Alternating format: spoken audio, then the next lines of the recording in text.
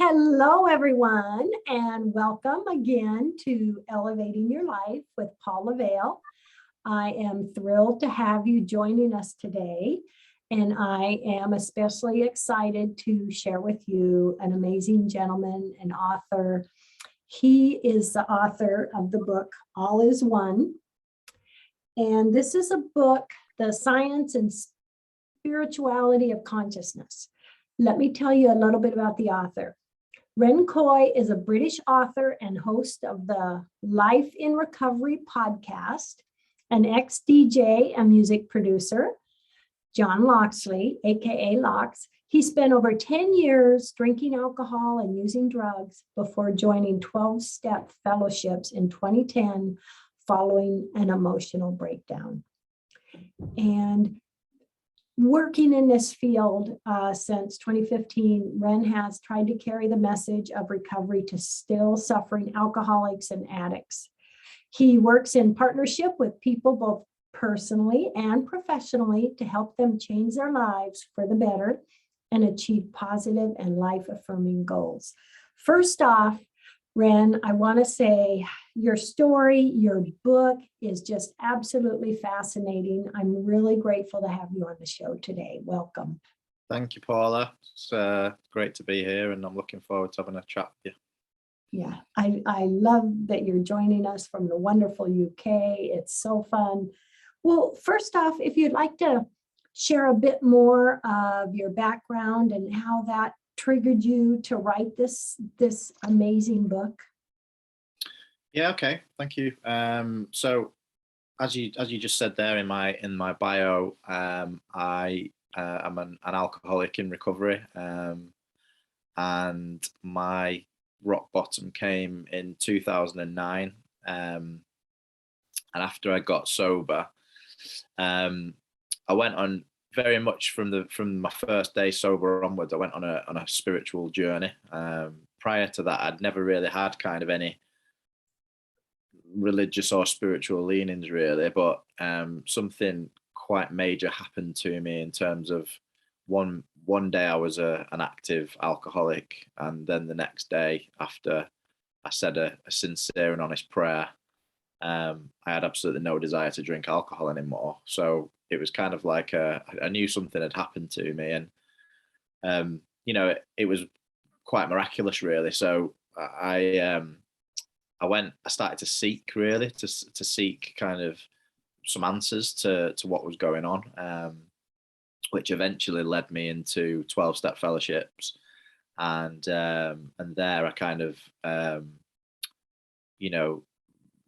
came to some sort of understanding that there was a higher power kind of working in my life.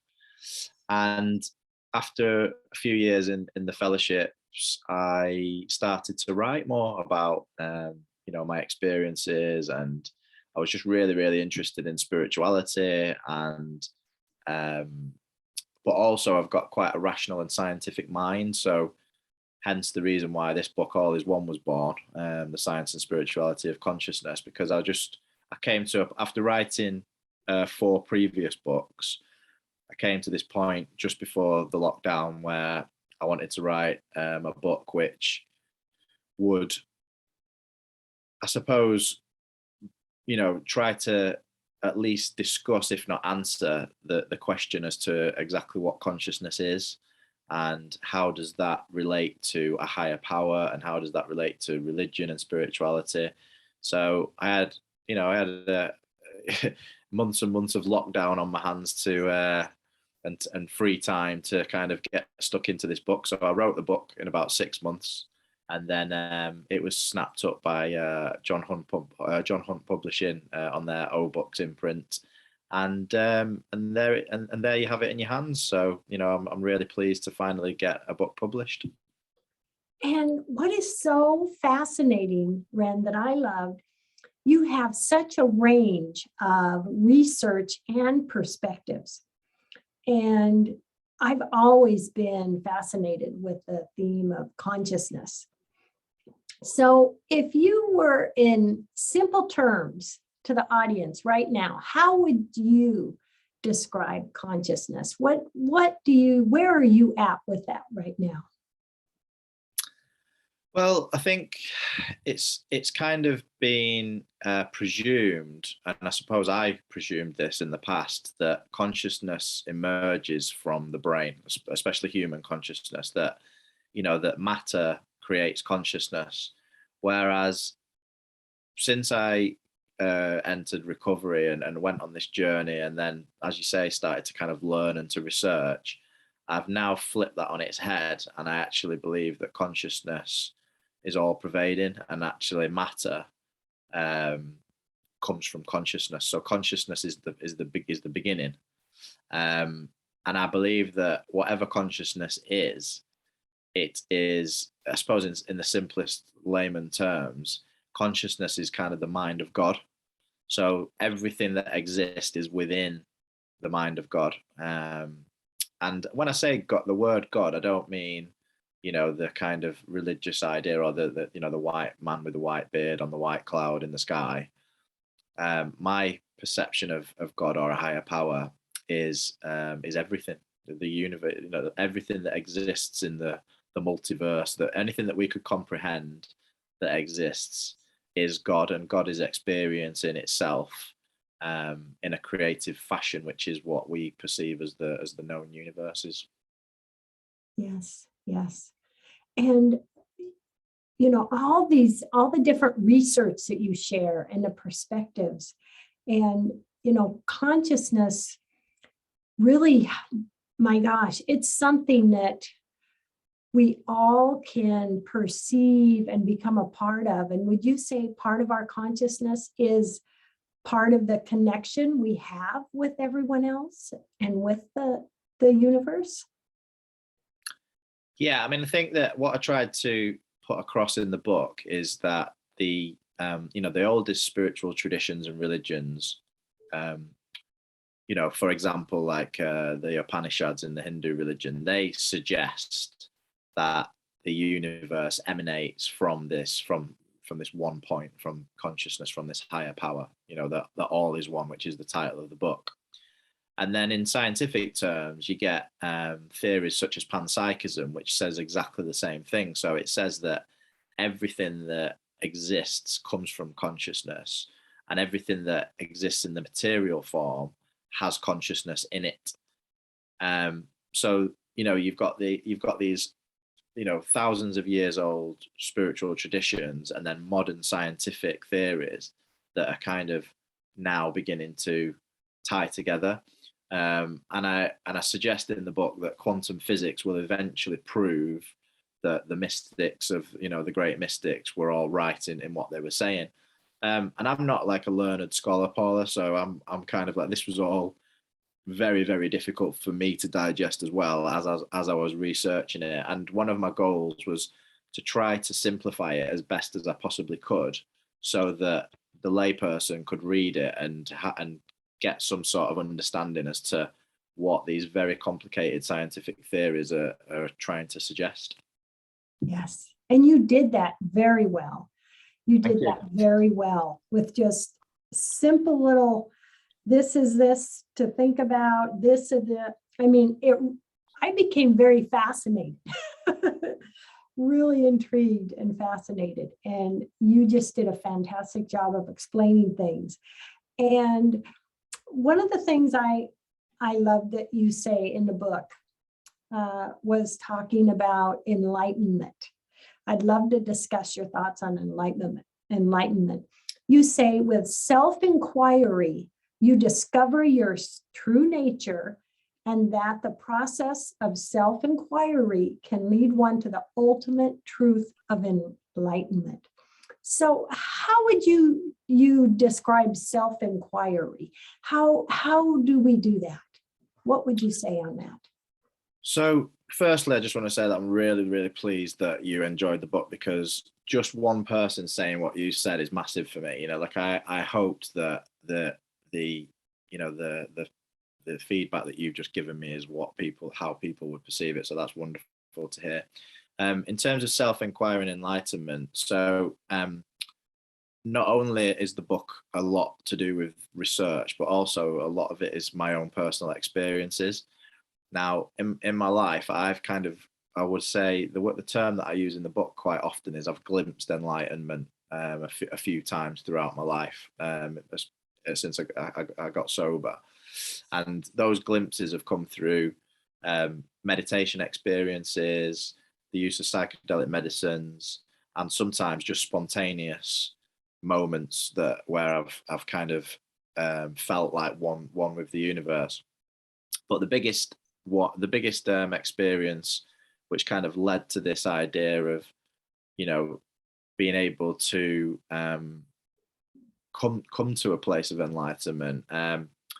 It was twofold really. The first one was an ayahuasca experience in 2017, where one of my intentions was to, and I know this will sound very grandiose, but I went into this ceremony with the intention of meeting God, and I had a oneness experience whereby my ego and my sense of self and my body and everything completely disappeared, and I just was immersed in that oneness. So when I came back from that kind of trip, I had this innate understanding of what that actually meant, of what the great mystics of the past were actually saying. So that was that experience. But obviously, because that was under the influence of psychedelic medicines or plant medicines, however you want to phrase it, I kind of then was really wondering, well, you know, people say that that's possible to have those experiences through meditation. So the following year, I went on a 10-day silent meditation retreat, a Vipassana meditation retreat. And I had a very similar experience on that retreat. So about 5 days into it, same thing happened. You know, every ego dissolved, the sense of my body dissolved, and I went into the oneness, into, you know, consciousness. But that only lasted for about 30 seconds or something like that. So when I came back from that, I had that again, another realization of, okay, so this is doable. You know, like if you were to dedicate time and effort and energy to this, you could certainly achieve, you know, that level of oneness, probably on quite a prolonged basis. And how they teach you to get to that place is to, when you're meditating, they teach you to essentially, like, you know, the self-inquiry part of it is like a body scan. So you're scanning deeper and deeper and deeper and deeper and deeper into yourself until the natural experience that you have is that there is nothing there, you know. And this is what quantum physics also teaches us, is that at the base level of all quantum phenomenon is a lot of space.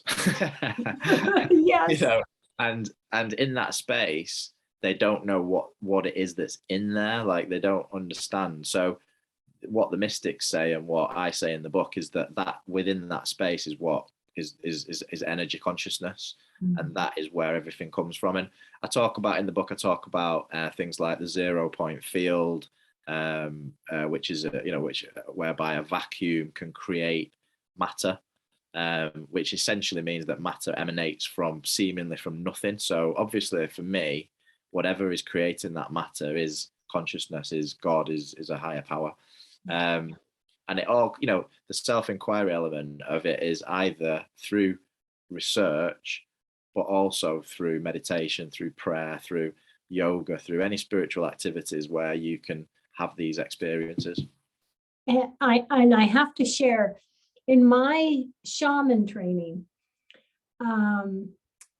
one journey that I was led on was going beyond death and outside the body. And from that day on, I've always said, I see through new eyes. It really is amazing to experience something like that, isn't it? I mean, because really, this is just our physical vehicle. We're the energy, and that energy goes outside this physical vehicle. It's so fascinating, isn't it, Ren? Fascinating. It's a very un-Western way of thinking. I think this is the reason why we find it so difficult, because in the Eastern traditions, you know, if you go over to China or anywhere over that, you know, Japan, Thailand, any of those areas, they believe wholeheartedly in what you've just said, that the body is just a vehicle, and that the spirit, the soul, whatever you want to call it, um, is reality, is what the truth is, and that soul or spirit is the spark of the divine. So, when I'm talking in the book about God being everything, like consciousness being everything, and the universe being this, essentially this one life force, it talks about how the consciousness that we experience, that is within the body, is just an element of the whole. And it's very difficult to get your head around that. Like I think that until you have a spiritual experience, and the key word there is experience, until you actually have the experience, it's very difficult to start to think in that way. Because if I sat here and I said to you, Paula, right, these are my spiritual experiences, you tell me your spiritual experiences, and I'll tell you my spiritual experiences, and we can then have a conversation about it. We can then say, oh, well, yeah, mine was like this, and mine was like this, and these were different. But if I said, I'm going to tell you about my spiritual experiences, and you'd never had any, then it just wouldn't compute in your mind as to what I was talking about. So you have to have the experiences, and the only way to have the experiences that I'm aware of, unless they're completely spontaneous, is through meditation, through these spiritual practices, and then psychedelic plant medicines as well. Yes, yes.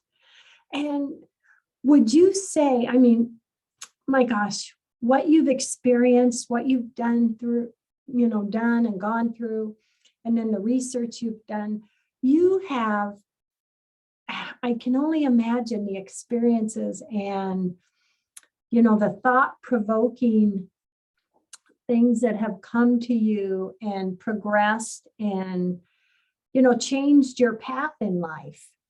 So would you say that, when we open up to these different perspectives and different information, and really kind of let the ego out and say, okay, I believe that might be possible, I want to learn, you really are opening a huge door, aren't you? Yeah, I mean, I was a very, very driven person, and the funny story around this book is so at the beginning of the book, I started writing it when my daughter had just been born. So Alice was born in February 2020, and it was literally a couple of days before the first pandemic lockdown in the UK.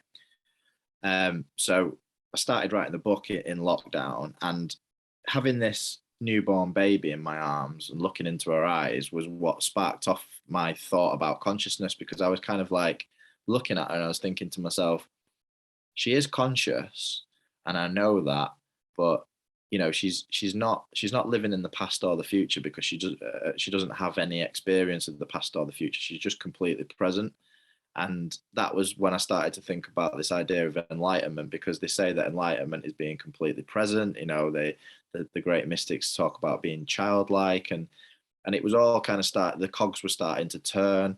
I'd already done, like a lot of research prior to that anyway, and written other books. So the book just kind of almost started to write itself. But the irony of it was that I'd spent years, like I'd spent about 5 or 6 years writing, and desperately wanted to get a book published, but hadn't achieved that yet. And I always had this, in recovery, we call it the hole in the soul. I always had this need and desire to achieve and to get recognition from people and recognition from my peers. And I always wanted, like, to be the best at things. And the funny thing about, as I'm writing this book and I'm talking about simplifying everything, that's what's happened in my life now, is that I've, like, over these last 2 years, I've literally just simplified it and simplified it and simplified it down to the point where I don't actually do any extracurricular activities at the moment. My podcast, I finished my podcast. I haven't written anything since writing this book. I've just literally been going to work, spending time with my family, and especially my daughter. And I've taken up jiu-jitsu as well, so I do that as a hobby and to keep me fit. And that's like my life, Paula. It's like, and recovery as well. Obviously, my recovery meetings. It's just really, really simple, and I feel so much happier. Like I felt really bad actually, because the publisher, was obviously like, I suppose relying on the fact that I had quite a good social media following and I had my podcast and everything. And I haven't actually got that anymore. I deleted all my social media because again, that was like, it was complicating my life too much. So yeah, so I'm kind of like, I find myself now, I've had a book published. I obviously want the book to do really well, but I don't have any means of advertising it other than these conversations. So I'm hoping that your listeners will get something from this and read the book. Yeah. Well, I just absolutely adored the book, and I have marked pages all through it. You bring so much information and perspectives, and that's something that fascinates me. We always learn. I believe forever. We can learn our whole life. We don't need to stop. And I have to say something that you said in the book that I loved. It was, the past is merely a recollection of now moments. You say all is one and all is now. And I mean, I just believe that is such a powerful statement, Ren, because right now is where we're at right now. You and I talking, our listeners enjoying the show. I mean, that is our now. And everything before is just memories of those now moments. And what fascinates me is you can, realize, I always think about, okay, I'm in right now. Okay, where my thoughts go right now is going to direct what my next now moments are going to be. I mean, we can really have fun with that. Definitely. I mean, they say that, your life as it is the manifestation of your thoughts, don't they? And that is true. I mean, it's not, and I don't mean that in the sense of like, if I think I'm going to be a millionaire tomorrow, I can manifest myself being a millionaire tomorrow. I mean that in the sense that if I have positive thinking patterns and I concentrate on, doing the best for myself and my family, my life tends to be really happy. Whereas if I concentrate on the negative things in life, it's like if I take my dog for a walk every day, and when I'm walking over this beautiful common that's behind my house, I can do one of two things. I can either concentrate on the beautiful trees and the lovely grass, and often I see deer there as well, which is wonderful, and all the lovely nature, or I can concentrate on the rubbish that people have thrown on the floor. The crisp packets, the chocolate packets, even the dog poop that people leave lying around, And when I concentrate on that stuff, I become irritable. I become very negative. I think that the world's a bad place. I think that people are not good. But inherently, we are all good. Like inherently, people are good at the core. People are good. The vast majority of people are just trying to do the best that they can, in life. I recently read one of the Dalai Lama's kind of autobiographical books, and in that he just talks about how everybody just wants to be happy, and it's just so true. Like even people that are making terrible decisions and that are hurting other people, at the core of it, they're really, all they want is to be happy. And I try to see that in everyone, and like I really do. I said this in an interview recently. I really, really do try my best when I'm having a conversation with somebody. Within that conversation, I try to think to myself, I'm having a conversation with myself here. I am you, you are me. We are a manifestation of the universe. And whatever it is that's talking through you and is talking through me is the same thing. So if I can remember that in a conversation, the conversation always goes much better than if I start to kind of like look at the differences with a person, like, oh, she's from there and he's from here, and they've got a different color skin to myself or whatever, like all these things. I just do not look at those things. I just try to remember that we're both the same. Oh, I love that. Oh my gosh, that is so fantastic. Yes. Oh gosh. And, that's so true because, we can choose to make a connection with someone or choose to, not connect. And something that simple can make a huge difference. in our Yeah, lives, and in you our know, relationships.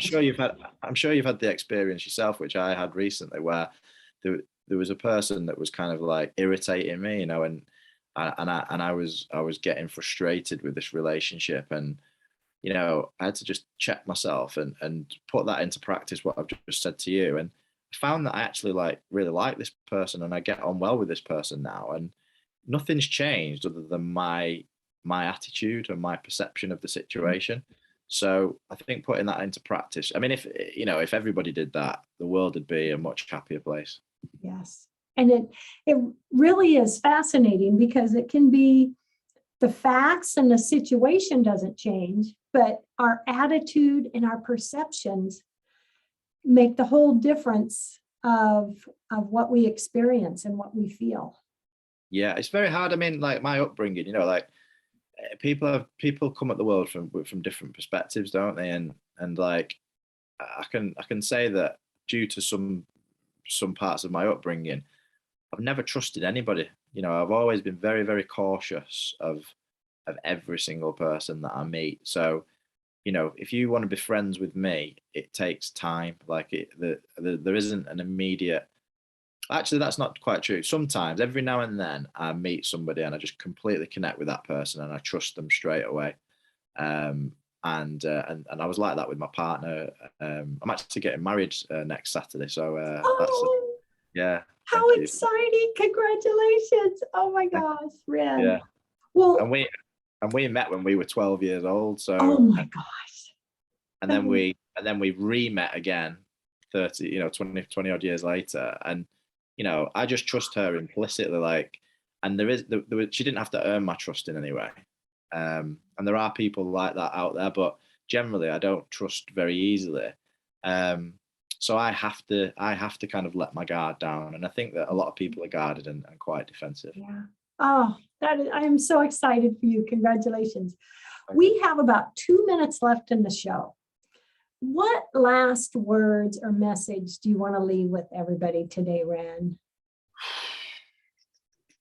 Well, I can only really um, suggest, I suppose, doing what I've done myself over these past 2 years, which is um, just simplify your life. Like, only do the things that you enjoy, that bring you joy, and try to eradicate the things in your life that don't bring you joy.